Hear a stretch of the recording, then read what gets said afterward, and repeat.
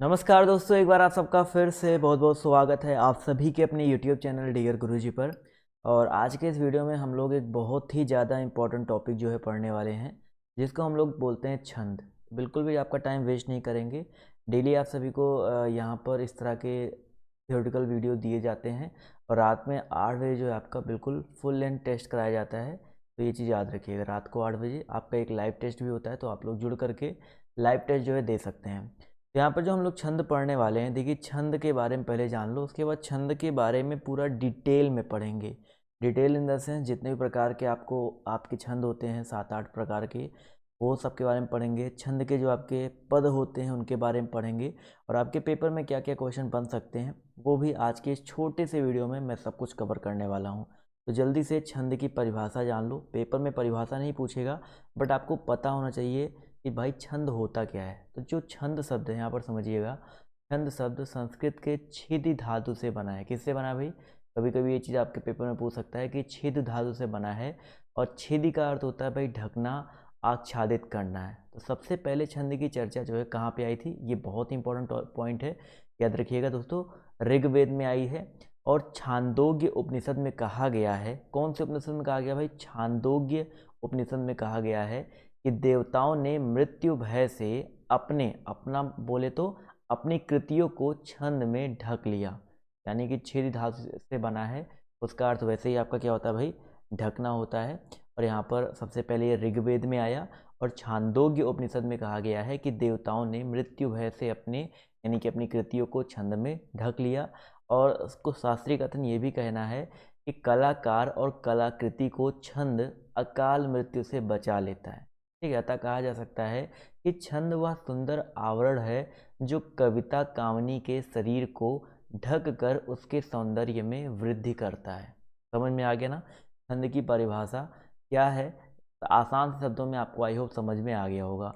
अब यहाँ पर एक चीज़ समझिएगा कि जिन रचनाओं में वर्ण, मात्रा, यति, गति, तुक आदि पर बल दिया जाता है वो छंद कहलाते हैं। एक सिंपल सी परिभाषा ये निकल के आई कि जिन रचनाओं में वर्ण, मात्रा, यति, गति, तुक, हम सब कुछ समझेंगे भाई। वर्ण क्या होता है, मात्रा क्या होता है, लघु, गुरु, यति, गति, ये सब कुछ के बारे में हम लोग यहाँ पर समझने वाले हैं, क्योंकि पेपर में आपके एक एक पॉइंट जो भी आपके पेपर में बन सकता है वो सब कुछ यहाँ पर कवर करूँगा। इसके अलावा यहाँ पर एक और पढ़ सकते हैं, एक और परिभाषा कि अक्षरों की संख्या एवं क्रम, मात्रा, गणना तथा यति गति से संबंधित विशिष्ट विशिष्ट यहाँ पर करिए विशिष्ट नियमों से नियोजित पद रचना जो है छंद कहलाती है। तो आई होप छंद के 2-3 रचनाएं आपको यहाँ पर मैंने बता दी, तो छंद समझ में आ गया होगा बेसिकली होता क्या है।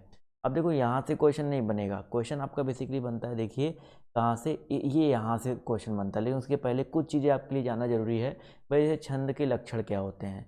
तो कभी कभी पेपर में आपसे पूछ सकता है कि भाई आपके सामने 4 लक्षण दिए गए हों, एक लक्षण हो सकता है छंद के लक्षण नहीं हो। तो छंद के ये 5 जो लक्षण होते हैं इनको जान लो कि छंद मानव हृदय के सौंदर्य भावना को जगाता है, छंद गद्य की शुष्कता से मुक्त होता है, छंदोबद्ध भाव विविधता में लय होने से उसमें गेयता आ जाती है। यानी कि आपने देखा होगा छंद क्या होता है, जैसे आप लोग कोई दोहा पढ़ो, कोई कविता पढ़ो, तो उसमें लास्ट में तुक होता है, तो एक उसमें गेयता यानी कि एक गायकीपन आ जाता है। छंदों में भाव की तरलता होती है, और छंदों का प्रभाव हमारे हृदय और मन पर स्थायी पड़ता है। नॉट इम्पॉर्टेंट, बट ये छंद के जो लक्षण होते हैं इनको याद रखिएगा। इसके बाद यहाँ पर ये सबसे इम्पोर्टेंट है भाई, जो छंद के आपके अंग होते हैं, क्या होते हैं भाई? छंद के अंग होते हैं। तो प्राचीन काल से ही काव्य में छंद योजना एक कठिन साधना रही है। छंद रचना की एक विशेष प्रक्रिया सुनिश्चित की गई है, और छंद रचना प्रक्रिया को समझने के लिए उनके अंगों का ज्ञान होना हमें जो है बहुत ज़्यादा आवश्यक है। ये आपके जो 7 अंग दिए गए हैं बहुत ज़्यादा इंपॉर्टेंट है। सातों अंग को यहाँ पर आप पढ़ते हुए चलेंगे डिटेल में, उसके बाद ही आपको आगे बढ़ना है, छंद के बारे में जानना है। तो एक आपका वर्ड होता है, मात्रा होता है, यति होता है, गति होता है, तुक होता है, लघु और गुरु होता है, गढ़ होता है। क्या क्या होता है बस एक छोटे से पेज से यहाँ पर समझ जाएंगे भाई। वर्ड की आप अगर हम बात करते हैं तो सबको पता है वर्ड क्या होता है। वर्ड को ही अक्षर कहते हैं।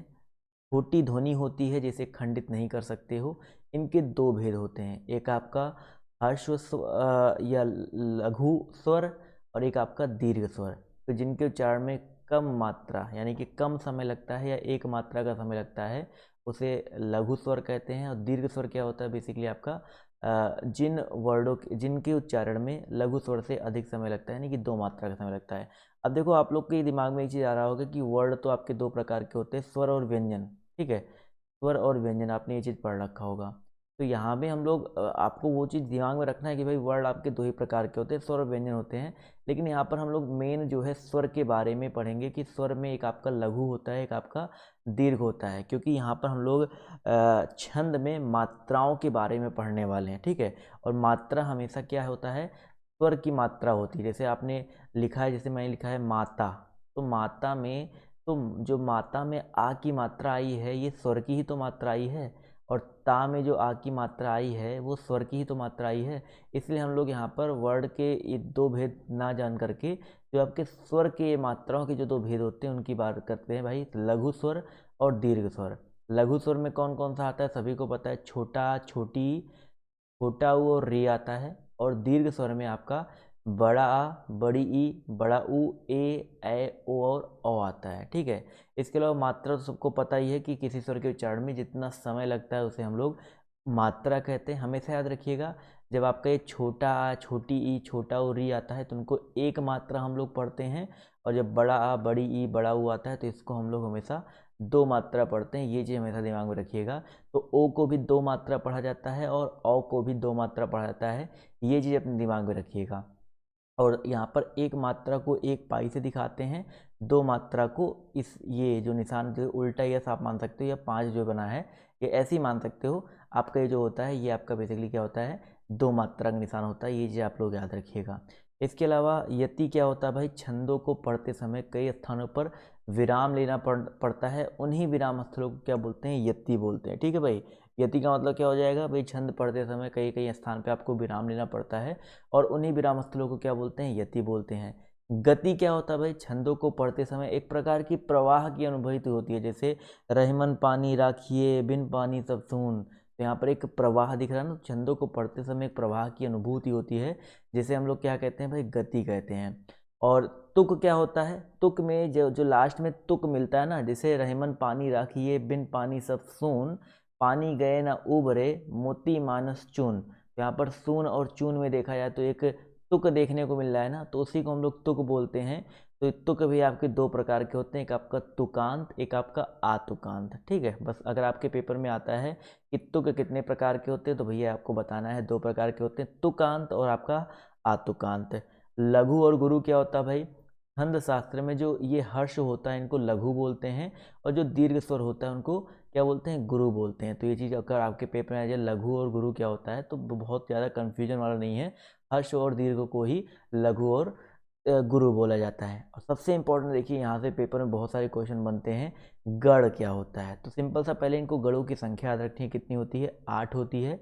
और लघु वर्णिक में लघु गुरु के क्रम को बनाए रखने के लिए गढ़ों का प्रयोग होता है, यानी कि लघु और गुरु का जो क्रम है उसको बनाए रखने के लिए किसका यूज करते हैं, गढ़ों का प्रयोग करते हैं। और 3 वर्णों के समूह को गढ़ों की संज्ञा दी जाती है, और इनकी संख्या कितनी होती है, 8 होती है। कौन कौन से भाई, यगड़ मगड़ तगड़, या माता राजा भा ना सा, यानी कि यगड़ मगड़ तगड़, रगड़ जगड़ भगड़ नगड़ और सगड़। तो ये चीज़ आप लोग को यहाँ पर याद रखना है कि ये आपके टोटल आपके छंद का बिल्कुल बेसिक्स हो गया, ठीक है। अब हम लोग पढ़ते हैं जो आपके पेपर में जहाँ से क्वेश्चन ज़्यादा बनता है कि भाई छंद के भेद। तो छंद जो है बेसिकली आपका वर्ड और मात्रा के विचार से 4 प्रकार के होते हैं। एक आपका मात्रिक छंद, एक आपका वर्डिक छंद, एक आपका उभय छंद, एक आपका मुक्तक छंद। तो सबसे ज़्यादा क्वेश्चन जो बनता है आपका मात्रिक से और वर्डिक से बनता है। सब कुछ जानते हुए चलेंगे, बिल्कुल एक भी पॉइंट छोड़ेंगे नहीं।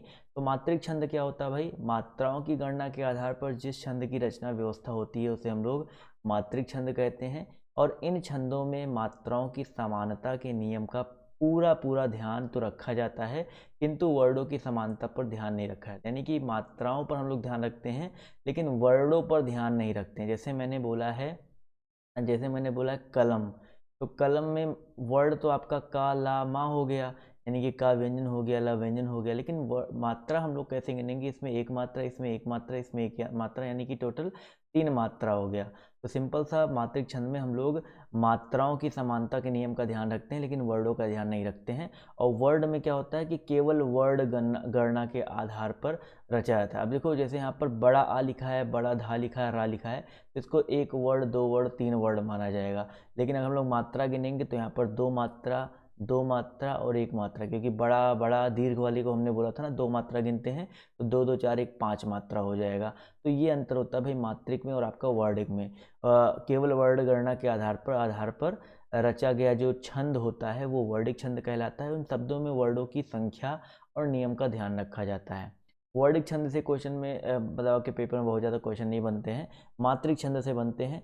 और मात्रिक छंद के भी आपके और वर्डिक छंद के भी आपके तीन तीन भेद होते हैं। एक आपका सममात्रिक, समवर्डिक, अर्ध सममात्रिक, अर्ध समवर्डिक, और इसके अलावा विषम मात्रिक। सममात्रिक छंद क्या होता है भाई? जिस छंद के चारों चरणों में मात्राओं और वर्णों की संख्या बराबर होती है। जैसे चौपाई में आपके प्रत्येक चरण में 16-16 मात्राएं होती हैं, यानी कि सम ये मात्रिक हो गया। अर्ध सम मात्रिक क्या होता है भाई? जिस छंद के प्रथम व द्वितीय और तृतीय और चतुर्थ चरण में, यानी कि ऐसे समझो भाई, पहला दूसरा, देखो ऐसे, और तीसरा और चौथे में। यहाँ पर अर्ध सम में क्या होता है कि पहले और तीसरे में और दूसरे और चौथे में, यानी कि मात्राओं की संख्या जो है आपकी बराबर होती है, वो आपका अर्ध सम मात्रिक होता है। जैसे दोहा हो गया, सोरठा हो गया, बरवे हो गया। और विषम क्या होता है भाई? जिस छंद में 4 से अधिक और 6 चरण हो, 4 से अधिक चरण, 6 चरण हो, तथा प्रत्येक चरण में मात्राएं अथवा वर्णों की संख्या भिन्न भिन्न हो। यानी कि सिंपल सा छप्पे और कुंडलिया में क्या होता है? 4 से अधिक चरण होता है, 6 चरण भी देखने को मिल जाता है। छप्पे में वैसे भी 6 चरण होता है, यानी कि ज़्यादा 6 ही चरण होते हैं ज़्यादा से ज़्यादा। तो यहाँ पर याद रखिएगा, वहाँ पर जो मात्राओं की संख्या होती हैं वो आपकी भिन्न भिन्न होती हैं, अलग अलग होती है। किसी एक चरण में अलग मात्रा, दूसरे चरण में अलग मात्रा, ये होता है। और सममात्रिक और अर्ध सममात्रिक में आपको मैंने बता ही दिया। सम में सारे बराबर होते हैं, अर्ध सम में आपके पहले, तीसरे, दूसरे और चौथे आपके जो है बराबर होता है। अगला पॉइंट यहाँ पर ध्यान से समझिएगा, उभय छंद क्या होता है? समझ लो भाई, ये भी अब आ गया है बीच में, तो इसको भी जानना जरूरी है। उभय छंद जो होता है, गणों में वर्णों का बधा होना प्रमुख लक्षण होने के कारण इसे उभय छंद कहते हैं। और इन छंदों में मात्रा और वर्ण दोनों की समानता बनी रहती है। यानी कि उभय छंद में क्या होता है, जो मात्राओं की संख्या होती है और वर्णों की संख्या होती है, वो दोनों में समानता बनी रहती है। और मुक्तक छंद क्या होता है कि चरणों की अनियमित, असमान, स्वच्छंद गति, भावानुकूल यति विधान ही मुक्तक छंद होता है। ये आपके पेपर में इससे रिलेटेड जो क्वेश्चन आपके पेपर में नहीं आता है, तो बिल्कुल आप लोग को टेंशन लेने की कोई भी बात यहाँ पर नहीं है। अब देखो, ये जो आपके कुछ छंद हैं, जो आपके हिंदी के प्रमुख छंद आपके पेपर में आते हैं, उनको जानते हुए चलेंगे। जैसे आपका चौपाई छंद क्या होता है? एक सममात्रिक छंद होता है, 4 चरण होते हैं, प्रत्येक चरण में 16-16 मात्राएं होती हैं। पहले चरण की तुक दूसरे चरण से तथा तीसरे चरण की तुक चौथे चरण से मिलती है। प्रत्येक चरण के अंत में यति होता है। यानी कि टोटल आप समझो 4 चरण आपको यहाँ पर दिए गए हैं, देखो 4 यहाँ पर दिए गए हैं, और चारों चरण में मात्राओं की संख्या जो है बराबर होती है। चौपाई क्या होता है? प्रत्येक चरण में कितनी कितनी मात्रा होती हैं? 16-16 मात्राएं होती है, ये चीज़ याद रखिएगा। और हमेशा याद रखिएगा, पहले चरण का तुक जो है दूसरे चरण से, और तीसरे चरण का तुक जो है चौथे चरण से। यानी कि जैसे यहाँ पर देखो, लास्ट में सागर, लास्ट में उजागर, लास्ट में बलधामा, लास्ट में नामा, तो पहले का तुक दूसरे तुक से मिल रहा है, तीसरे का तुक और चौथे के तुक से जो है आपका यहाँ पर देखने को आप सभी को मिल रहा होगा। तो जैसे जय हनुमान ज्ञान गुण सागर, अब यहाँ पर मात्राओं को गिनते कैसे हैं? यहाँ पर एक चीज़ ये समझ लो, जैसे जय में देखो एक मात्रा, दो मात्रा, यानी कि यहाँ पर सारे लघु स्वर थे, तो एक मात्रा दो मात्रा हो गया। और यहाँ पर हा में देखा है तो हा और ना, यहाँ पर छोटा ऊ लगा है, तो यानी कि लघु स्वर है, तो एक ही मात्रा हो जाएगा। माँ पे आ की मात्रा यानी कि बड़ा स्वर, दीर्घ स्वर लगा है, तो यहाँ पर देखिए दो, ये जो एस बनता है इसको दो बोलते हैं, तो दो मात्रा लग गया। और ना हो गया तो एक मात्रा हो गया। इस तरह ज्ञान की अगर हम बात करते, देखिए आधा गा को हम लोग नहीं गिनेंगे, या पे आ की मात्रा लगा है, इसको ज्ञान, देखो ज्ञान को बेसिकली ऐसे लिखा जाता है, ठीक है। तो इस तरह से हम लोग जो ज्ञा पे आ की मात्रा है, इसको हम लोग क्या लिख लिए, क्या बोलते, दो बोल दिया, और यहाँ पर ना को एक कर दिया। गुण में छोटा ऊ लगा है, तो यहाँ पर एक और एक, और सागर में बड़ा आ लगा था, तो दो मात्रा हो गया, एक एक एक हो गया। तो यहाँ पर देखो गिनेंगे कैसे, 1 2 3 4 5 6 7 8 9 10 11 12 13 14 15 16, तो 16 मात्रा हो गया। ऐसे आप सारा गिनोगे तो 16 16 मात्राएं आपको देखने को मिलेगा। तो ये आपका होता है भाई चौपाई छंद। इसी तरह आपका जो है रोला छंद क्या होता है, तो जान लो भाई। रोला भी आपका एक सममात्रिक छंद होता है। जैसे आपका मैंने बताया ना, चौपाई आपका एक सममात्रिक छंद होता है, वैसे आपका रोला भी होता है। प्रत्येक चरण में 24 24 मात्राएं होती हैं, ठीक है। और 11 और 13 पर यति होता है। तो सिंपल सा समझो कि प्रत्येक चरण में जो है आपका 24 24 मात्रा होती है, और यति 11 और 13 पर थोड़ा सा हम लोग विराम करते हैं, ठीक है, थोड़ा सा विराम करते हैं, इसलिए 11 और 13 पर यति होता है। और प्रत्येक चरण के अंत में 2 गुरु या 2 लघु वर्ण होते हैं, 2 गुरु या 2 लघु वर्ण। जैसे देखो इसके अंत में क्या है, आपका गुरु वर्ण है। देखो यहाँ पर गुरु का मतलब क्या होता है, दीर्घ वर्ण है। में और में देखा जाए तो 2 गुरु लघु 2 गुरु हो सकते हैं, या अंत में 2 लघु वर्ण होते हैं। तो ये रोला छंद की परिभाषा होती है। और इनमें कितने मात्रा, प्रत्येक चरण में कितने मात्राएं होती है भाई, 24 मात्रा होती है। जैसे नित्य नव लीला ललित हानि गोल को अजिर में, तो यहाँ पर देखेंगे जैसे 2 2 4 2 6 2 8 3 11, यहाँ पर हम थोड़ा सा रुकेंगे। नित्य नव लीला ललित, थोड़ा रुकेंगे। ठानी गोल को अजिर में, रमत राधिका संग रास रंग रंग रुचिर में। तो यहाँ पर सिंपल से याद रखिएगा, आपको क्या क्या याद रखना है कि प्रत्येक चरण में 24 मात्रा होती है, 11 और 13 पर यति होता है, और अंत में या तो 2 गुरु हो सकता है या तो 2 लघु वर्ण हो सकते हैं। समझ में आ गया रोला छंद? कभी गलती होगी? आई डोंट थिंक तो यहाँ पर गलती करोगे आप लोग। अगला यहाँ पर हरिगीतिका छंद क्या होता है भाई। हरिगीतिका छंद में क्या होता है, ये भी आपका एक सममात्रिक छंद है, और प्रत्येक चरण में 28 मात्रा होता है। चौपाई में 16 और आपका रोला में आपका 24, और यहाँ पर हरिगीतिका में 28 मात्रा होता है, और यति यहाँ पर 16 और 12 पे होता है, ठीक है। और अंत में लघु और गुरु का प्रयोग देखने को मिल जाएगा। अंत में देखो यहाँ पर गए, तो लघु आया है और दीर्घ गुरु आया है। लघु मतलब स्मॉल स्वर यानी कि लघु स्वर, और दीर्घ मतलब गुरु मतलब दीर्घ स्वर। देखिए अंत में IS यानी कि एक मात्रा 2 मात्रा यहाँ पर देखने को मिल गया ना। अंत में लघु और गुरु देखने को मिल गए, और इनको आप गिनोगे तो इनमें कहते हुए यो उत्तरा के नेत्र जल से भर गए, तो यहाँ पर टोटल 28 मात्रा हो जाएगा, ठीक है। और यहाँ पर भी आपकी 28 मात्रा दोनों में देखने को मिल जाएंगी। तो ये तो आपका हो गया क्या भाई, हरिगीतिका हो गया। इसके साथ ही साथ हम बातें करेंगे सबसे आसान जो है दोहा छंद क्या होता है। दोहा जो आपका एक अर्ध सममात्रिक छंद है। क्या है भाई, अर्ध सममात्रिक है, यानी कि 4 चरण होंगे, और इनके विषम चरण यानी कि पहले चरण में और तीसरे चरण में 13 13, और सम चरण यानी कि दूसरे चरण और चौथे चरण में 11 11 मात्रा होती है। देखो ये देखो इनमें एक चरण, देखो यहाँ पर मेरी भव बाधा हरो, ये एक चरण हो गया, और राधा नागर सो ये दूसरा चरण हो गया। जा तन की झाई परे ये तीसरा चरण हो गया। श्याम हरित दुति होए ये आपका चौथा चरण हो गया। तो यहाँ पर पहला चरण जो आपका ये है, और जो तीसरा चरण है यहाँ पर कितनी मात्रा होती है, 13 13 मात्रा होती है। गिन के देख लो भाई, देखो 2 2 4 2 6 2 8 2 10 2 12 1 13 13 मात्रा है ना। तो इसमें देखोगे गिनोगे तो 13 13 मात्रा आएगा। और यहाँ पर राधा नागर सोए और श्याम हरित दुति होए में गिनोगे दूसरे और चौथे में तो 11 11 मात्रा आता है। तो सिंपल से याद रखेंगे ना, पहले तीसरे में 13 13, दूसरे चौथे में 11 11 मात्रा होता है। और इसके दूसरे और चौथे चरण के अंत में गुरु लघु होते हैं, बस इसको इतना ज़्यादा ध्यान नहीं रखना है, ठीक है। और पहले और तीसरे चरण के अंत में तीसरे चरण के आरंभ में जगड़ नहीं होता है। ये सब इतना ज़्यादा इंपॉर्टेंट नहीं होता है, बस इतना आपको याद रखना है कि पहले और तीसरे में आपका 13 13, दूसरे और चौथे में आपका 11 11 मात्रा जो आपको देखने को मिलता है। और ये आपका एक अर्ध सममात्रिक छंद है, ठीक है। रहीमन पानी राखिए बिन पानी सब सून, ये वाला भी आपका एक दोहा ही है। कबीरदास का कोई भी दोहा उठा लो, कबीरा खड़ा बाजार में सबसे मांगे खैर, तो ये जितने भी कबीरदास के दोहे हैं वो आपके दोहा छंद के अंतर्गत ही आएंगे, ठीक है। इसी के साथ साथ इसी का जस्ट उल्टा होता आपका क्या, सोरठा होता है। अभी दोहा में हमने क्या पढ़ा था कि विषम चरणों में 13 13 मात्राएं होती हैं, लेकिन यहाँ पर विषम चरणों में 11 11 मात्रा आ जाएगा। क्या होता है, सोरठा भी आपका एक अर्ध सममात्रिक छंद होता है, और ये बिल्कुल दोहे का उल्टा होता है। विषम चरणों में 11 11 मात्राएं और सम चरणों में 13 13, यानी कि पहले वाले चरण में और तीसरे वाले चरण में 11 11 मात्राएं देखने को मिलेंगी, और दूसरे वाले चरण में और चौथे वाले चरण में आपको 13 13 मात्राएं देखने को मिलेंगी, ठीक है। तो ये चीज़ हमेशा दिमाग में रखिएगा। ये आपका क्या हो गया, सोरठा छंद हो गया। सोरठा छंद के बाद बात करते हैं भाई बरवे छंद के बारे में।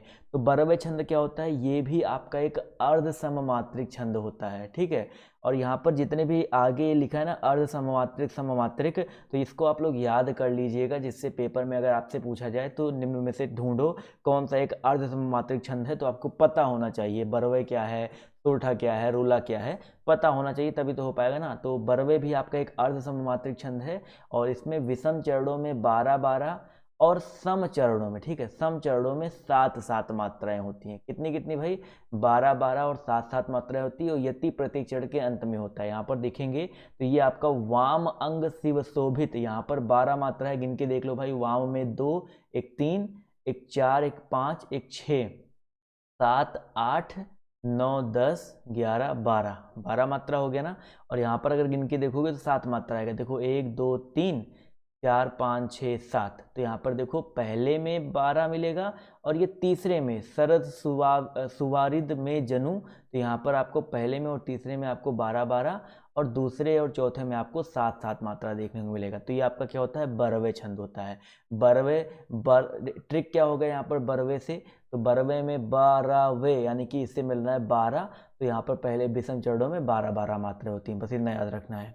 अगला यहाँ पर देखिए कुंडलियाँ दिया गया है। तो कुंडलियाँ जो होता है बहुत इंपॉर्टेंट है, एक विषम मात्रिक छंद होता है। क्या होता है भाई, विषम मात्रिक, और ये संयुक्त छंद होता है। संयुक्त छंद क्यों बोला गया है, क्योंकि जो कुंडलिया होता है, यहाँ पर रखिएगा एक, बस एक को सिंपल से याद रखिएगा, कुंडलिया जो होता है आपका दोहा प्लस रोला, बस इतना याद रखिएगा, दोहा प्लस रोला, ये होता है आपका कुंडलिया, ठीक है। कुंडलिया किसका इसका मेल होता है, किसका संयुक्त होता है, दोहा और रोला का होता है। कैसे होता है अभी जान लो, दोहे का चौथा चरण रोला के प्रथम चरण में दोहराया जाता है तथा दोहे का प्रथम शब्द ही रोला के अंत में आता है। इस प्रकार कुंडलिया का प्रारंभ जिस शब्द से होता है उसी से इसका अंत भी होता है। जैसे यहाँ पर ध्यान से देखिएगा, कुंडलिया पहचानने का सबसे आसान तरीका क्या है, जैसे साईं से शुरुआत हुआ है तो साईं पे ही खत्म होगा। बस सिंपल सा एक चीज़ यहाँ पर ध्यान रखिएगा कि कुंडलियों को पहचानने का सबसे अच्छा ट्रिक क्या होता है कि जिस शब्द से स्टार्टिंग होती है उसी शब्द से इसका अंत हो जाता है। और ये दोहा और रोला का क्या होता है, मिश्रण होता है, ठीक है। दोहा और रोला मिल करके आपका ये बेसिकली बनता है।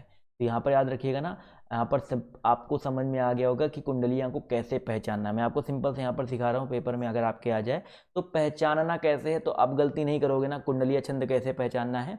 अगला क्वेश्चन देखो क्या कह रहा है, छप्पे क्या होता है। छप्पे यहाँ पर छप्पे से मिलता है 6, यहाँ पर ये 6 याद रखना है। छप्पे जो है विषम मात्रिक छंद होता है, 6 चरण होते हैं। कितने चरण होते हैं भाई, 6 चरण होते हैं। प्रत्येक 4 चरण रोला के, अंतिम 2 चरण उल्लाला के, ठीक है। यानी कि स्टार्टिंग का 4 चरण जो होता है रोला का होता है और अंतिम के 2 चरण जो होते हैं आपके उल्लाला के होते हैं, ठीक है। और छप्पे उल्लाला के सम विषम चरणों का योग जो है 15 + 13 28 मात्रों वाला ही अधिक प्रचलित है, ठीक है। यहाँ पर याद रखिएगा कि आप ऐसे समझ के चलो कि जो आपका लास्ट के 2 चरण आते हैं, लास्ट के जो 2 चरण देखने को मिल रहे हैं, यहाँ पर आपको देखो 15, इनमें 15 और प्लस 13 यानी कि टोटल 28 मात्रा वाला जो है अधिक प्रचलित देखने को मिलेगा। तो छप्पे में सिंपल से याद रखिएगा टोटल कितने चरण होते हैं भाई, 6 चरण होते हैं, आपको याद रखना है। और प्रत्येक 4 चरण रोला के और अंतिम 2 चरण जो होते हैं आपके उल्लाला के होते हैं। और छप्पे उल्लाला के सम विषम चरणों का यह योग, यानी कि छप्पे में उल्लाला के जो सम विषम चरण होते हैं उनका योग जो है 15 + 13 = 28 के योग के बराबर होता है, ठीक है। बस आपको यहाँ पर इतनी चीज़ें याद रखनी है। तो जो मैंने इंपॉर्टेंट चीज़ें थी कुंडलियाँ के बारे में, बरवे और सोरठा और दोहा बहुत ज़्यादा आता है, मैंने आपको बता ही दिया। रोला यहाँ पर याद रखिएगा बहुत ज़्यादा पेपर में आता है, और आपका चौपाई सबसे ज़्यादा पेपर में आता है, इसको याद रखिएगा। इसके साथ ही साथ यहाँ पर ये चीज़ याद रखिएगा भाई कि जो मैंने आपको बताया था कि गढ़ आपकी कितनी संख्या होती है, 8 होती है, पेपर में बहुत ज़्यादा पूछा गया है। यगड़ मगड़ तगड़ रगड़ जगड़ भगड़ नगड़ सगड़, ये चीज़ आपको यहाँ पर याद रखना है। तो छोटा सा ये वीडियो था। तो आज की ये क्लास जो है आपको कैसी लगी कमेंट करके बताइएगा। रात को 8 बजे लाइव क्लास होती है, लाइव टेस्ट होता है हिंदी का, तो वहाँ पर आप लोग जो है ज़रूर जुड़ने की कोशिश कीजिएगा। तो आज के इस वीडियो में सिर्फ इतना ही। बाय बाय, टेक केयर, जय हिंद, जय भारत। मिलते हैं आप सभी से नेक्स्ट वीडियो में।